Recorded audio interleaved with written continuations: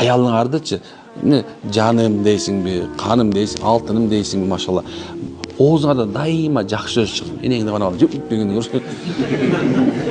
Ушу катын тажатты дегенди унуткула.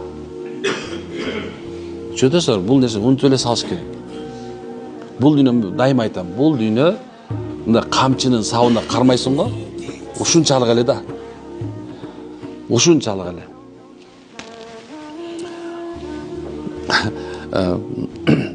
Юсуф Тавасили деген чоң бир аалым өткөн.